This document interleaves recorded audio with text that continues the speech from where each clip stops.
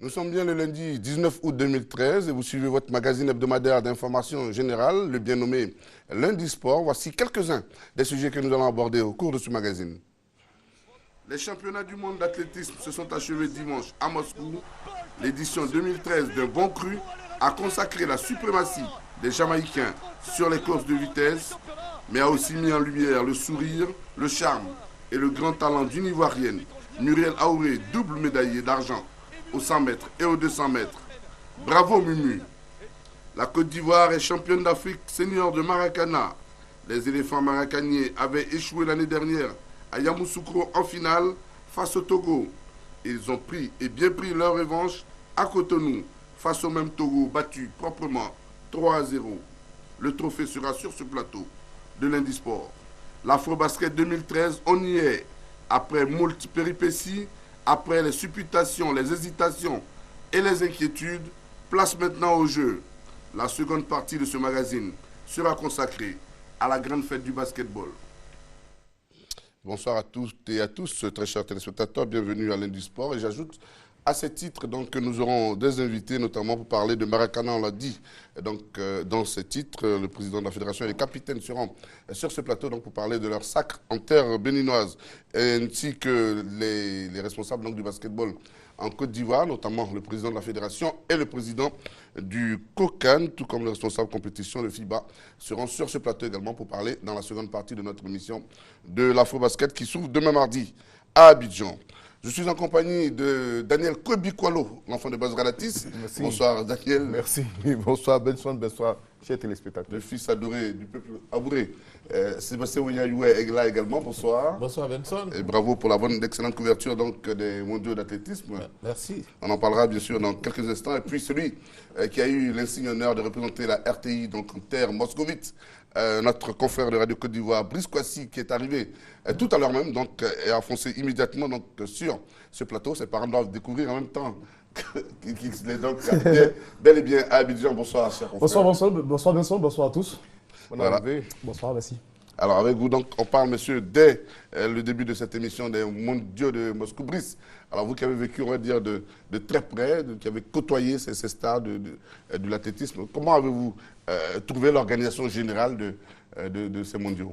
Il faut dire que la Russie a réussi bien sûr au niveau de l'organisation parce que c'est bien sûr la 14e édition de ces mondiaux. C'était un challenge pour la Russie qui, depuis 1980, après l'organisation des Jeux Olympiques, n'a plus reçu un tel événement. Et avant, bien sûr, la Coupe du Monde de football en 2018, la Russie a se devait de réussir au niveau de l'organisation. Côté organisation, on le dira, ça a été une grosse satisfaction parce que vous savez, l'un des piliers au niveau de l'organisation, c'est surtout le transport. La Russie, à ce niveau-là, a réussi parce qu'il y avait non seulement le métro, les cars mis en circulation par le ministère du Transport de Russie et l'IAF, qui organisait par ailleurs cette compétition, les taxis et puis également des trains partout dans la ville de Moscou. C'était vraiment à ce niveau-là une réussite. Côté au niveau de l'hébergement également, ça a été une réussite parce qu'on a vu tous les athlètes 2 jours avant ont tous été logés. Les officiels également, les journalistes avaient leur hôtel particulier pour les journalistes où il y avait évidemment le Wi-Fi pour envoyer les éléments, télévision comme radio également, et puis ceux de la presse écrite. Donc à ce niveau-là également, il y avait satisfaction déjà à 2 ou 3 jours avant l'entame de la compétition elle-même. Donc au niveau de l'organisation, il y avait déjà satisfaction avant que les athlètes ne puissent entrer en compétition au Luxe. On va dire une belle communication pour la Russie, malheureusement, qui est plutôt dépeinte parfois négativement dans certains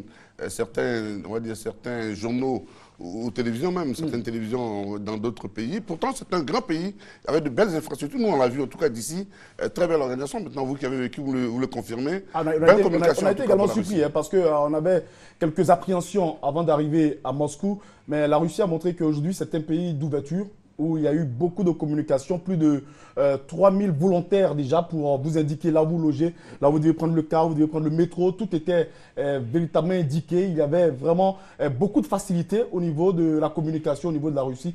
Et surtout pour avoir même les résultats déjà, dès le premier jour, on était déjà à l'aise parce qu'à peine on finit de courir ou on finit une épreuve que déjà on avait les résultats. Donc en termes de communication, vraiment ils se préparaient à cela et ils savaient que c'était un challenge pour eux. S'ils réussissaient ces mondiaux d'athlétisme, ça montrait qu'ils peuvent réussir le mondial de football en 2018. Alors Sébastien Mounier, pour Brice Kouassi évidemment qui était présent à Moscou, ça a été encore plus heureux que pour nous qui étions au pays.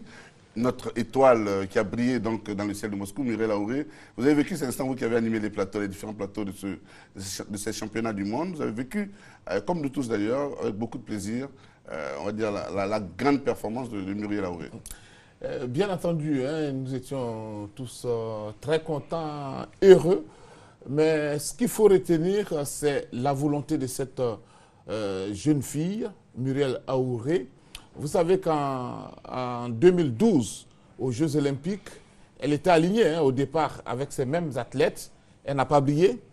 Le plus important qu'il faut retenir, elle était déjà en finale. Ouais. Ce qu'il faut retenir, c'est que Muriel Aouré a accepté les critiques, a accepté aller de l'avant. Donc ces critiques ont donc amené Muriel Aouré 1 an de préparation à se frotter à ces mêmes athlètes. Et elle a réussi même à battre très souvent Fraser Price. Et aujourd'hui, la vérité, c'est que quand on s'est retrouvé sur le podium, eh bien, vous avez vu une autre athlète, une fille, Muriel Aouré, qui maintenant était dans un quota d'athlètes de haut niveau. Elle a démontré qu'elle a du talent, que ce qu'elle a allé chercher 1 an de préparation, ça doit payer. Et sur donc, la ligne de départ, on a vu notre athlète qui a démontré son talent. C'est ce qu'il faut retenir. Il faut accepter les critiques qui font avancer. Alors, on va revenir en image donc, sur les performances de notre Mumu national. Et après, on en reparle avec nos confrères sur le plateau.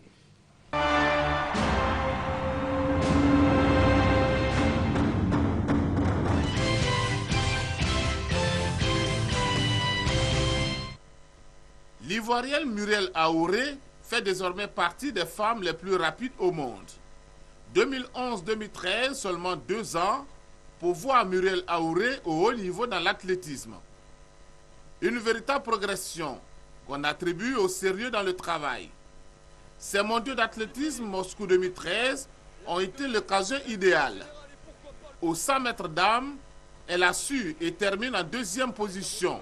Son temps, 10 secondes 93 centièmes. Muriel Aouré frappe déjà un grand coup parce que pour la première fois dans l'histoire des mondiaux, la Côte d'Ivoire inscrit son nom au palmarès des médailles. Mais l'histoire ne s'arrête pas là, car il y a les 200 mètres.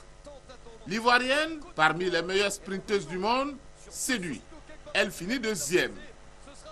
Au stade de Louzhniki de Moscou, Muriel Aouré monte pour la 2e fois sur le podium.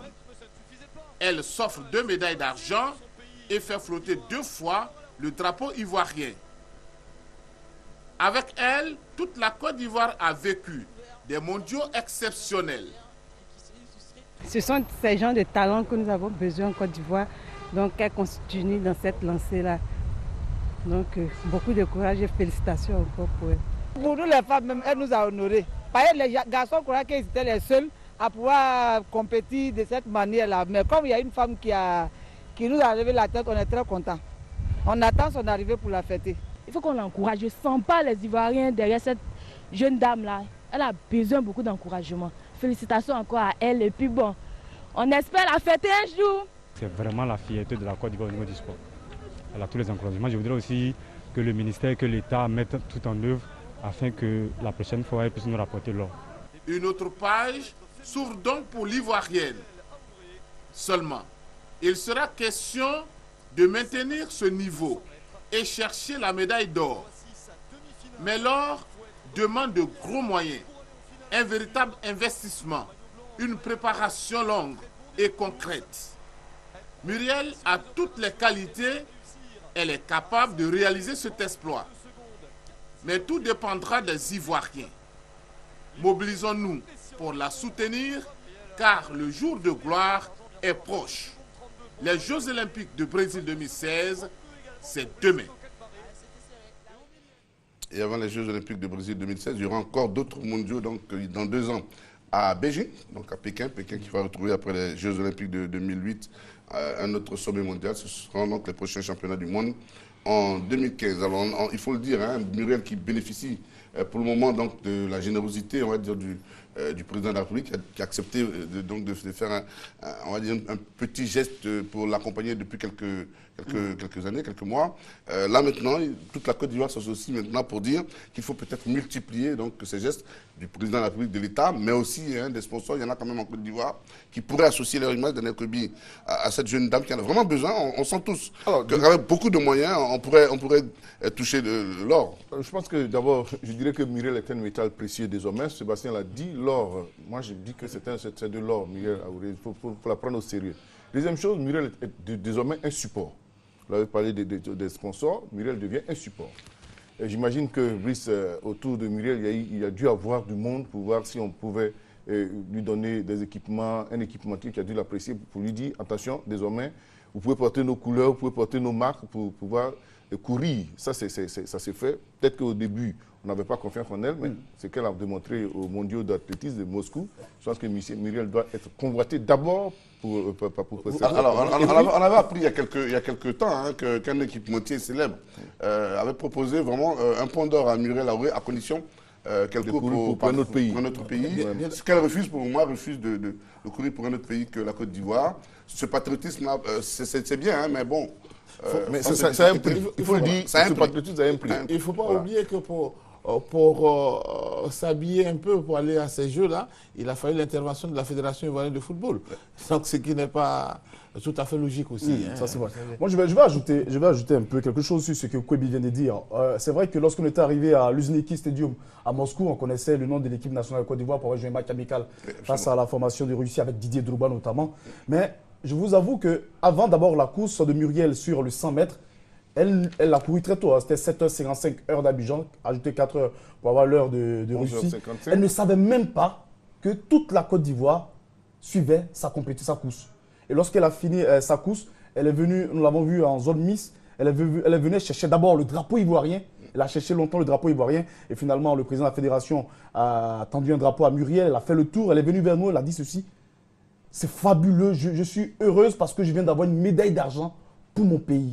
Et je rêvais d'avoir une médaille d'argent. Je ne voulais pas avoir la médaille de bronze. De l'or, si je n'ai pas eu de l'or, j'ai eu de l'argent. Mais je le dis, lorsqu'on lui a dit que vous savez que vous êtes suivi en Côte d'Ivoire, elle s'est écriée dans sa manière. Quoi, je suis suivi en Côte d'Ivoire, c'est pas possible. Ça lui a encore donné plus de bonus. Surtout, ce qui a encore multiplié l'envie de Muriel de gagner une médaille aux 200 mètres, c'est l'appel du président de la République qu'il a eu en soirée d'ailleurs, juste après sa victoire avec le président Nicolas Deboumou. Le président a échangé avec Muriel. Lorsqu'elle devait faire le 200 mètres, elle a dit, pour la Côte d'Ivoire, je veux l'or. Elle a dit cette phrase, je ne veux plus de médailles, je veux qu'on chante l'hymne national au stade de l'Uzniki. Et lorsqu'on chante l'hymne national, c'est que l'athlète a remporté l'or. Malheureusement, elle est tombée sur une chérie Anne Fraser très forte.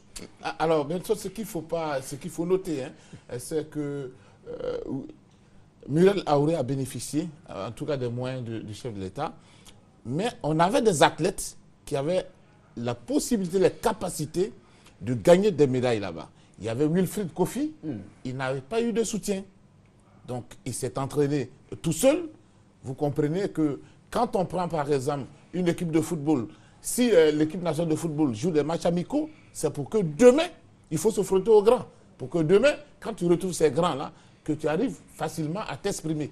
Ce sont des jeunes athlètes qui n'ont pas de moyens.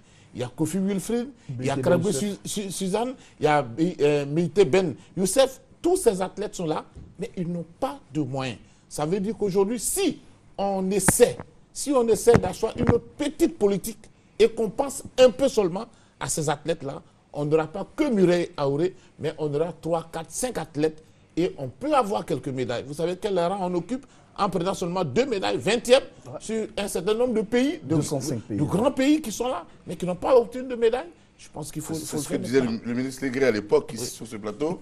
Est-ce que vous vous rendez compte, elle est 6e dans le monde. Là, maintenant, elle est 2e dans le monde. Oui.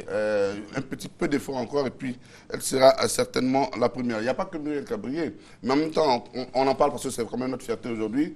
Vous n'étiez pas à Abidjan, Brice, mais il y a une sorte de... à toute proportion gardée, autant Drogba est très très aimé par les Ivoiriens, je crois que Muriel petit à petit est en train d'atteindre un peu dans le cœur des Ivoiriens tout l'amour dont jouit Didier Drogba. Donc, et je pense que c'est très bien d'ailleurs. C'est très intéressant de l'entendre d'ailleurs parce qu'elle-même, elle a dit, hein, vous savez, en athlétisme, il n'y a pas de bonne. Hein. Elle peut courir aujourd'hui pour la Côte d'Ivoire et demain courir pour un autre pays. Ce fut le cas pour certains athlètes, dont Mo Farah et une athlète qui a eu à gagner pour la Suède, qui avait déjà couru pour son pays, l'Éthiopie. Donc évidemment, Muriel Aouré, elle a dit à notre micro, elle ne va pas courir pour un autre pays. Elle adore la Côte d'Ivoire.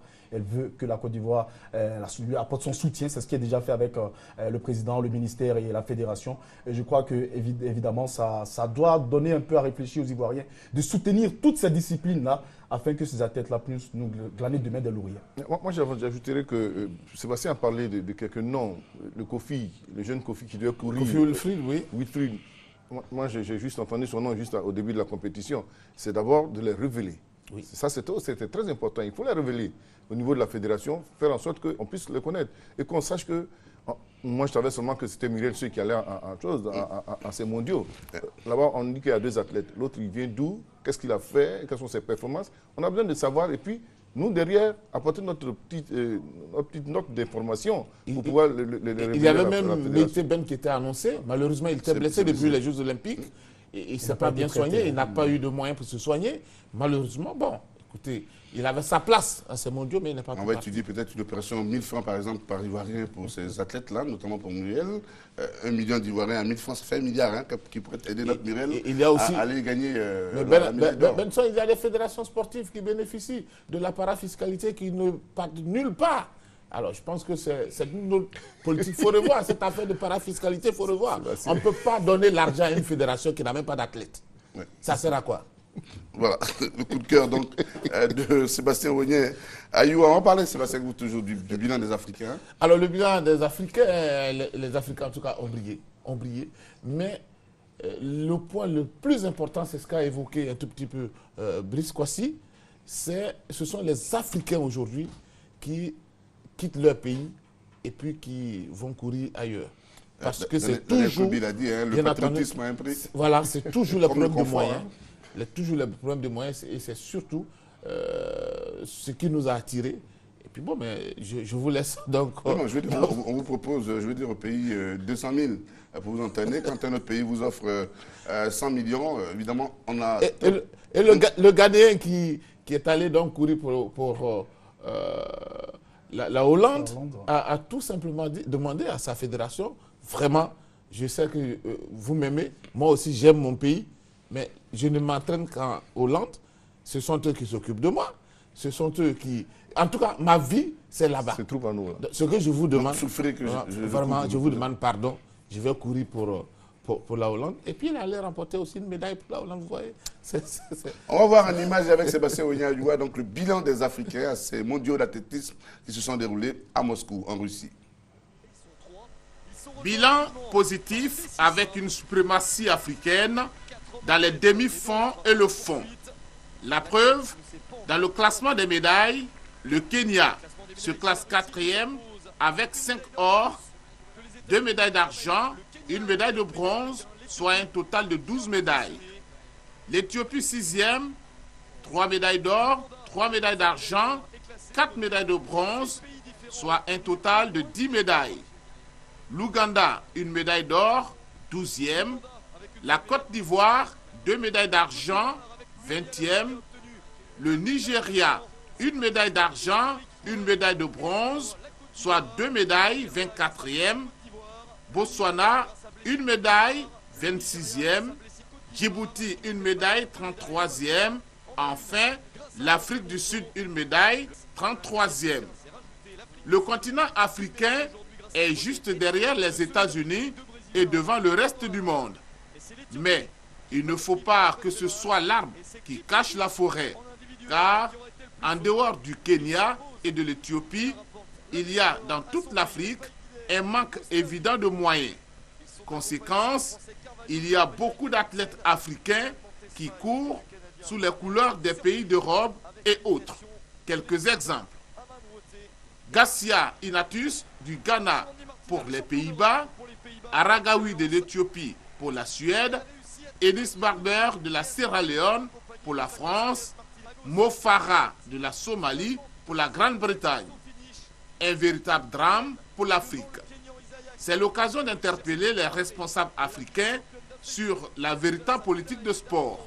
Parce que le continent africain est sûrement le plus grand vivier des futurs champions, dont l'athlétisme en particulier et le sport en général. Alors, vous avez une question donc, pour Brice. Est-ce que ces athlètes ont l'occasion de revenir, si d'aventure les moyens étaient mis à leur disposition, de revenir pour courir sous les couleurs de leur pays? Je crois au niveau de l'athlétisme, il n'y a pas de rigide à ce niveau-là. Hein. Ils peuvent courir aujourd'hui comme ce fut le cas pour Aragawi du côté de la Suède et ensuite revenir l'année 2 ans plus tard, après avoir laissé passer un championnat du monde, revenir à courir pour son pays. Mais je crois que la grosse interrogation, comment faire pour garder ces athlètes? Parce que c'est à la mode. Hein. Mo Farah aujourd'hui, c'est une grosse star du côté de la Grande-Bretagne. On a vu tous les Britanniques prendre un drapeau sur lequel était marqué Mo Farah. Et vous ne pouvez pas dire à Mo Farah aujourd'hui de revenir en Somalie. Toute sa famille y vit. Et pour ne pas le faire, il faut mettre des moyens conséquents. Parce que ces médailles-là coûtent cher. Je ne donnerai pas la somme de ces médailles-là, mais c'est énorme. Non, ce que les athlètes gagnent. Je vous donne une médaille d'argent donne 15 millions de francs CFA à l'athlète, sans oublier sa prime de sélection, sa prime de participation. Donc évidemment, à chaque fois, ces athlètes y vivent. Et sans oublier que ces pays comme la Suède, la Grande-Bretagne ont les moyens conséquents pour donner des primes de 100, 200 millions à ces athlètes-là. Alors, ce qu'il faut noter, c'est que quand vous prenez une fille comme Muriel Aouré, c'est vrai qu'elle a un résultat positif, mais attention, quand elle se déplace, elle ne va pas seule.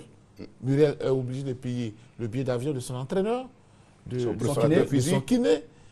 C'est de l'argent. Ça ne devrait pas poser de problème, mais je pense que c'est un peu comme au football. Un entraîneur sélectionné vient avec son staff. Et là, je tiens à souligner, parce que je suis assez souligner quelque chose qui est très important, je tiens à saluer le patriotisme d'un entraîneur. Muriel, je le dis, n'est pas parti avec son entraîneur. C'est Anthony, Kofi Anthony, le meilleur entraîneur actuellement d'athlètes, notamment du sprint en Afrique, qui est ivoirien, qui est l'entraîneur de Amantle Monto, la Botswanaise, qui a donné un coup de main à Muriel aux 200 et 100 mètres. Il était près de la piste pour dire à Muriel, la différence se fera au top départ. Si tu entames, tu fais un bon départ, le fait que tu baisses en rythme en milieu de course va t'aider à rattraper ce top le retard. Et je crois qu'il était là à la cérémonie de réception du général Lansana Panafou. Vraiment, il faut ramener ce monsieur. Je crois que le ministre Alain Lobéon, il n'est pas loin, il est tout près ici, à Dakar. Il faut le ramener à Abidjan. C'est le meilleur formateur des sprinteurs. Bon, alors, donc, en ce moment-là, il est tout près ici au centre régional. Sélectionner des jeunes que vous emmenez à Dakar.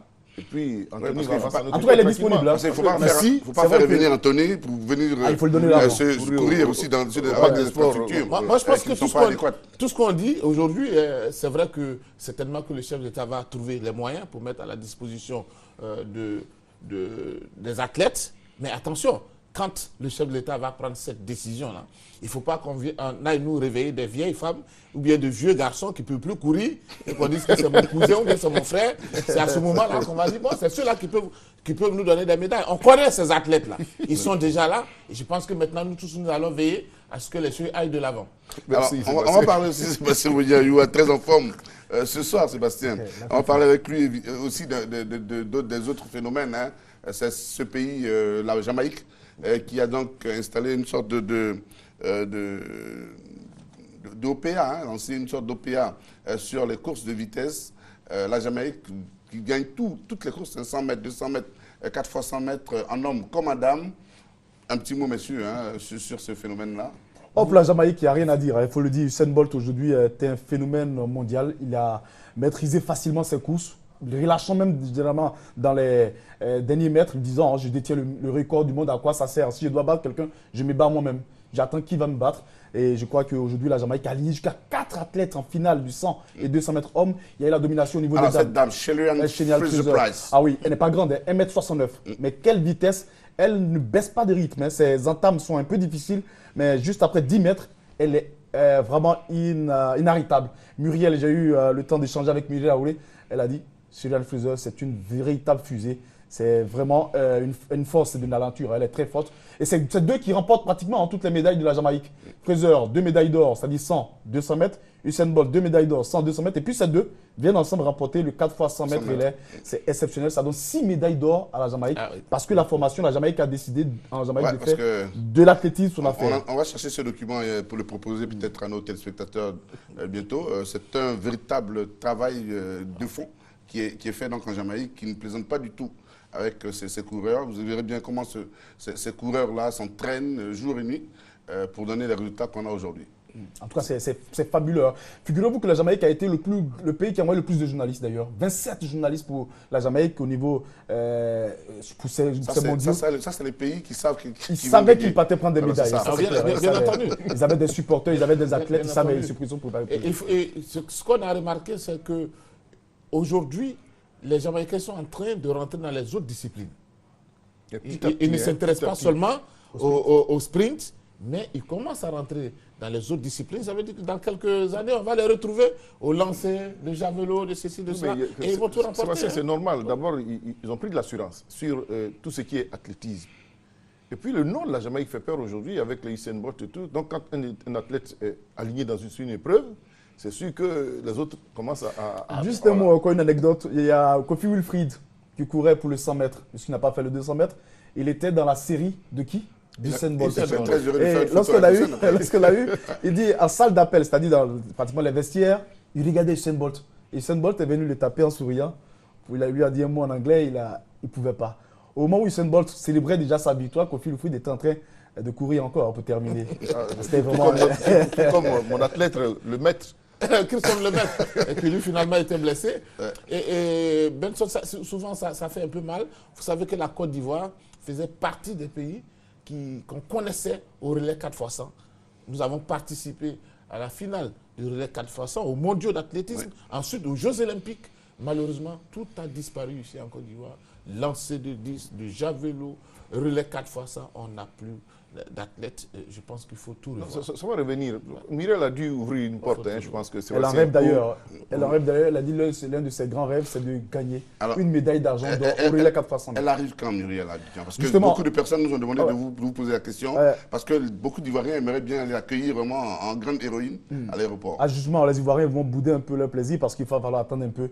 Muriel, aujourd'hui, vous savez, Muriel, c'est aujourd'hui la vice-championne du monde. Et il y a, d'ici la fin de ce mois, il y a notamment la Ligue de Zurich. Et Muriel est obligée de remplir ses engagements. Elle est obligée de faire ses compétitions qui vont permettre à Muriel de rester au niveau mondial, à ce niveau-là. Et donc, elle sera d'abord du côté de Zurich. Et ensuite, après Zurich, je crois qu'elle a une autre compétition. Et juste après cela, ça va coïncider peut-être avec le calendrier du chef de l'État. Mais surtout, ça va coïncider avec peut-être la fin du mois. Il va falloir que les Ivoiriens soient nombreux, comme ils savent bien le faire pour les footballeurs.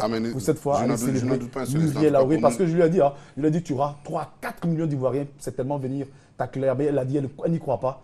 Et elle verra. Il faut qu'elle y croie parce que les Ivoiriens sont vraiment très, très maintenant accros à leur Muriel préférée. Alors, la montée des Jamaïcains, on en parlait il y a quelques instants, c'est un sujet que nous propose Sébastien Boigny-Ayoua. À Moscou, Usain Bolt est allé chercher 3 nouveaux titres. Le Jamaïcain a parfaitement complété son tableau de chasse. 8 sacs planétaires, il le rejoint. Les Américains Carl Lewis et Michael Johnson. Avec Usain Bolt, le relais 4x100 n'est plus aux mains des Américains. Le duel Justin Gatlin, Usain Bolt a tourné à l'avantage du Jamaïcain Usain Bolt. L'homme le plus rapide au monde étale sa classe. Il termine en 37 secondes 36 centièmes. Une belle équipe de relais jamaïcaine. Chez les dames, le relais 4x100 s'est disputé entre la France, le Bahamas, la Grande-Bretagne, les USA, le Brésil, la Russie et la Jamaïque. L'équipe conduite par Fraser Price réussit parfaitement son passage de témoin. La Jamaïque, intouchable, s'offre la médaille d'or. La Jamaïque a bien contrôlé cette dernière épreuve qui met fin aux mondiaux d'athlétisme Moscou 2013 et à la suprématie des États-Unis au relais 4x100.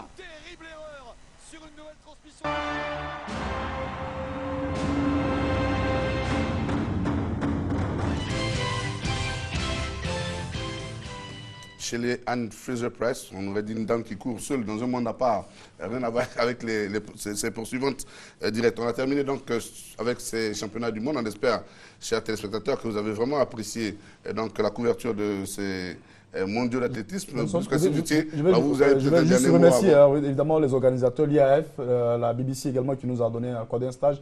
Remercier le directeur général de la RTI, le directeur Bakayoko. Ah, vous n'étiez pas là, il vous a cité un exemple lors de la grande réunion qu'il a tenue avec les agents. Ah, ça c'est bon. Donc vous êtes désormais quelqu'un qui ne doit plus baisser de rythme. Merci à la directrice de Radio Côte d'Ivoire, au directeur de Fréquence 2, et puis à tous mes confrères RH, Konaté Idriss, le chef des départements, et tous ceux qui ont travaillé, Sendo, Fernand Kouakou et Lamine de l'autre côté, qui ont attendu tous les éléments chaque matin, 6h, 7h, midi, 19h, pour que nos auditeurs, les Ivoiriens, soient informés, minute par minute, sur tout ce qui s'est passé là-bas. En tout cas, merci à vous également qui nous a payé. Kofi Sakra demande, vous ne dites pas merci à lui qui vous a appelé aussi. Kofi Sakra, il a eu son cadeau, il sera très heureux de ce cadeau. En tout cas, on vous dit merci en tout cas d'avoir bien couvert en tout cas cette manifestation, cette compétition. Donc, ça prouve bien que la RTI, quelle que soit sa composante, est toujours prête à vous faire vivre les meilleurs moments du sport un peu partout dans le monde. Et bravo donc à vous, Brice Kouassi, et bon retour chez vous.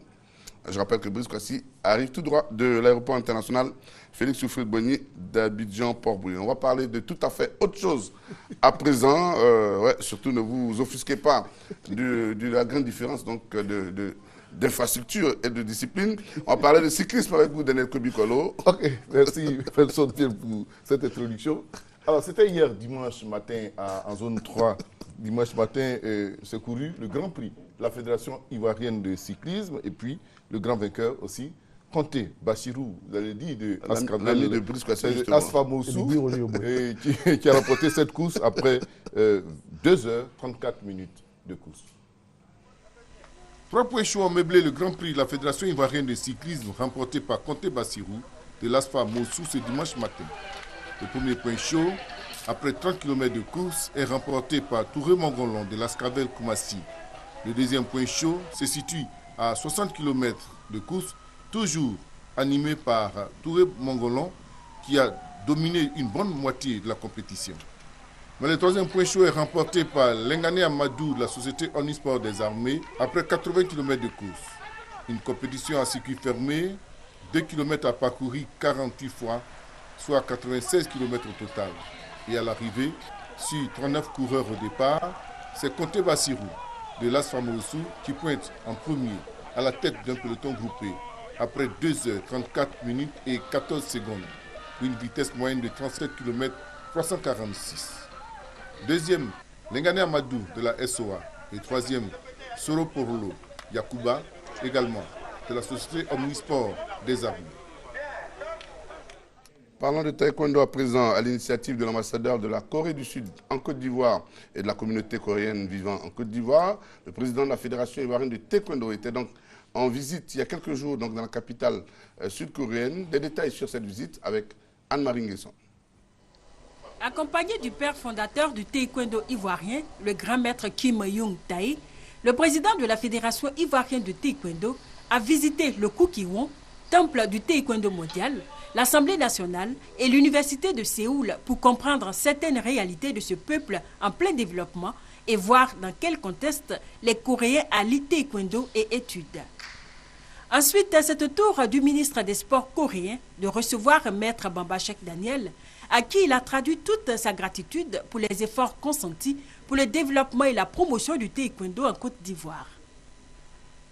Donnant les nouvelles de la Côte d'Ivoire, l'hôte de l'autorité coréenne a, dans ses propos, rappelé et salué le travail abattu par le grand maître Kim Young-tae de 1968 à 1995, date de son départ de Côte d'Ivoire, et d'ajouter que la Côte d'Ivoire abrite la première Coupe du monde de taekwondo en terre africaine et que l'État ivoirien a octroyé un terrain de 2 hectares à la Fédération ivoirienne de taekwondo pour la construction du plus grand palais de taekwondo d'Afrique. Heureux d'apprendre toutes ces bonnes nouvelles qui font la fierté du taekwondo, le ministre des Sports coréen s'est proposé d'aider la Fédération ivoirienne de taekwondo pour la réalisation de ce palais et de venir à Abidjan en novembre prochain assister à la Coupe du monde de taekwondo. Vous avez la parole, vous la gardez, Anne-Marie Nguessan, pour nous parler de volleyball à présent. Vous nous indiquez donc que l'AS Tanda chez les dames et la société Omnisport de l'armée chez les hommes sont les nouveaux, les nouveaux patrons du volleyball en Côte d'Ivoire. Anne-Marie Nguessan, donc vous étiez le week-end dernier au stade Robert Champrou de Marcory. Les militaires sont de nouveau aux commandes du volleyball ivoirien chez les hommes. En effet, après s'être incliné la saison dernière face à l'AUC, la SOA s'est donné les moyens de revenir au premier plan cette année en prenant une belle revanche sur les étudiants. Cela au terme de la double confrontation qui a eu lieu vendredi et samedi dernier au stade Robert Champrou de Marcory. Concentrés et déterminés tout au long de la partie, les joueurs de la SOA ont dominé les 3 sets. 25-17, 25-21 et 25-16. On a perdu notre titre de champion. On tenait à le reprendre. Certes, on l'a pris, mais on n'a pas oublié l'autre paire de manches qui est la coupe nationale. On ne va pas le laisser. On va jouer pleinement pour le remporter aussi. L'adversaire n'a pas du tout tenu. Mais nous, ce qui nous intéresse, c'est que nous venons de reconquérir le titre. Et je crois que nous allons nous apprêter pour les futures batailles au niveau de l'Afrique. Chez les dames, l'AS Tanda a confirmé son statut en remportant son 2e titre consécutif en championnat national. Atumbre Gladys, Cess Meles, Sissoko Nafi et leurs camarades ont encore dominé les filles de la SEC Mimosa. Ces dernières, qui ont pourtant bien commencé le premier set en prenant le premier point, ont été vite rattrapées et menées par l'AS Tanda. Fortes de leur expérience internationale, les filles de Tanda vont encore reprendre le devant au 2e et 3e set. Elles ne laissent aucune chance à la SEC Mimosa qu'elles ont battu 3-7 à 1 lors de la première confrontation. On va évoquer le football à présent, messieurs, donc, pour parler de notre unique représentant en compétition africaine de football, le CEW Sport de San Pedro, qui retrouvait la pelouse du stade Robert Champrou de Marcory pour une rencontre importante et décisive face à l'Espérance sportive de Tunis. Eh bien, on attendait un sursaut d'orgueil des joueurs de San Pedro. Malheureusement, l'expérience de l'Espérance a prévalu et le CEW s'est incliné 1-0. Le CEW Sport de San Pedro a totalement raté son match face à l'Espérance de Tunis. Tétanisés par l'idée de ne pas perdre, les CEWKés ont oublié qu'ils pouvaient gagner. Par la faute aussi d'une équipe tunisienne expérimentée et tactiquement bien organisée. C'est pourtant le CEW qui s'offre la première véritable occasion de la première mi-temps à Salé Roger Claver, a la possibilité de marquer, mais choisit de solliciter Zougoula. La passe est contrée. La réaction espérantiste est fulgurante. Une combinaison ultra rapide prend à défaut la défense du CEW Sport, mais l'attaque tunisienne est mal inspirée. Dans la conclusion, l'Espérance de Tunis au retour des vestiaires trouve la faille dans l'arrière-garde du CEW Sport de San Pedro. L'auteur du but, Oussama Daradji, peut même s'autoriser quelques pas de danse. Le CEW va courir vainement après l'égalisation, mais la maladresse, la malchance et un excellent Shrifa Ben Moez vont contrarier toutes leurs tentatives. Le CEW Sport, en s'inclinant à domicile, a assurément fait une mauvaise affaire. Mais cette phase de poule est loin d'être terminée. Alors Sébastien Onyayoua, mauvais résultat, mais la compétition n'est pas encore achevée. Oui, mais il faut tout de suite souligner que la Coupe d'Afrique brûle.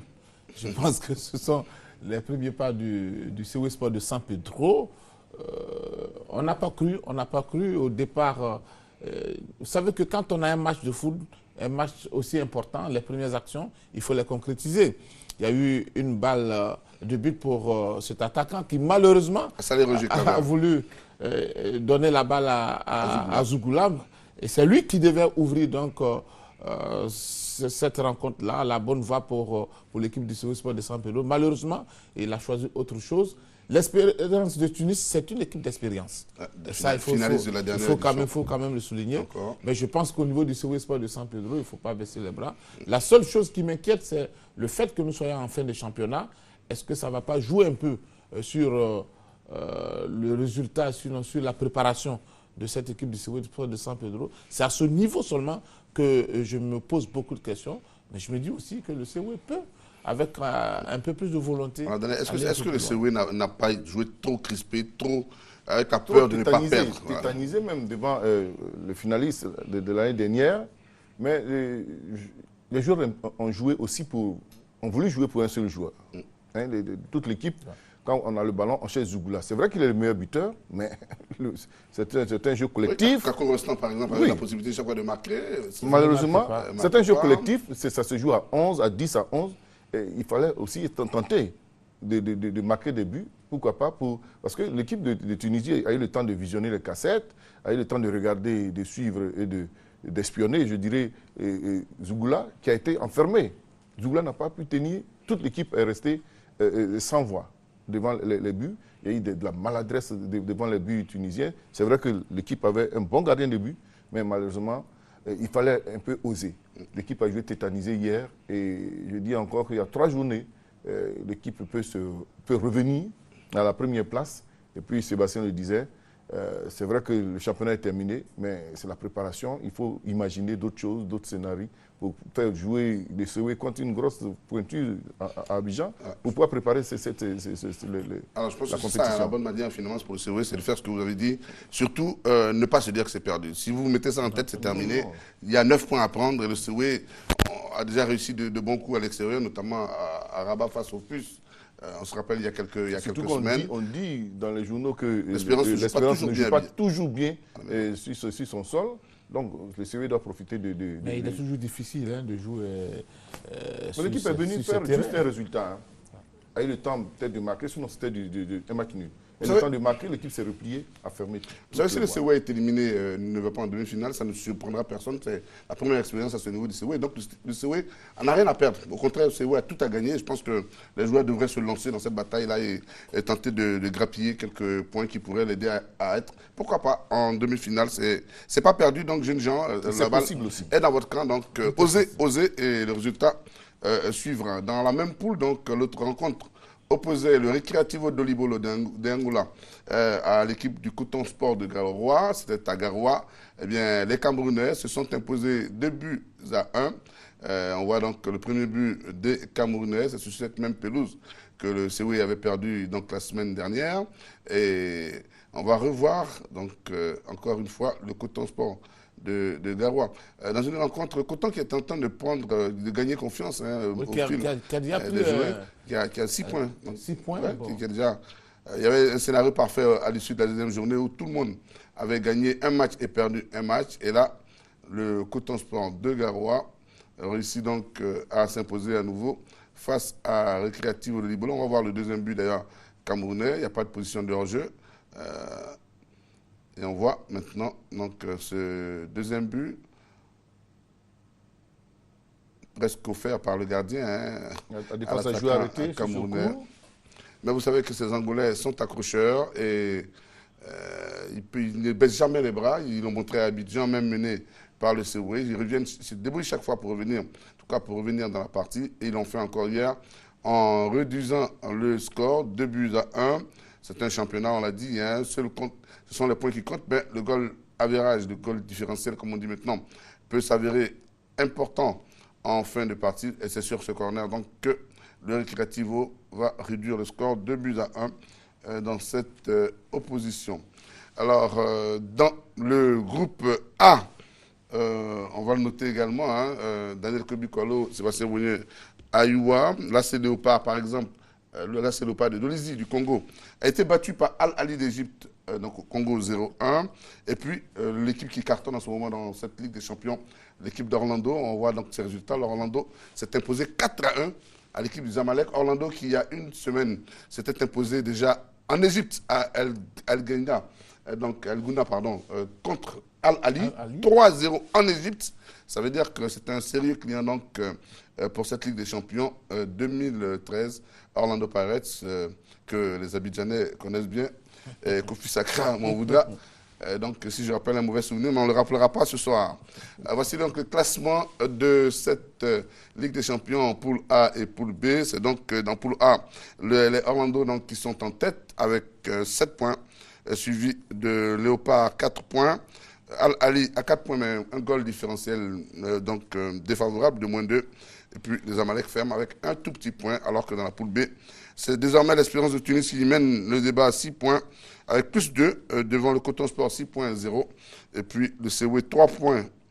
Et donc le Récréativo à 3 points également, avec un goal différentiel de -2. On indique que la prochaine journée, c'est pour les week-ends du 30, 31 août et 1er septembre prochain.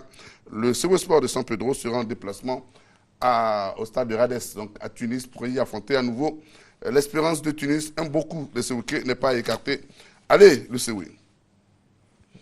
Messieurs, on va parler du football féminin également en Côte d'Ivoire avec quelques résultats. Donc, que nous voyons, le Stars de Dabo a été battu par le Stella Club d'Adjamé, Juventus sans problème devant Abobo 4-0. Les Colombes ont été battus par Jeanne d'Arc 1-2. Les 11 sœurs de Gagnois ont été surprises par le JD, et donc 0-2. Et puis l'homme de Dabo également sans problème s'est imposé 4-1 face à l'Olympique. On va désormais, donc on a fini de parler de la Ligue des Champions, on va peut-être en dire un petit mot. Orlando Pirates qui revient dans les grands sommets de l'Afrique.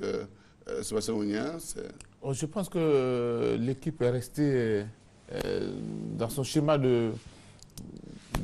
d'aller de l'avant.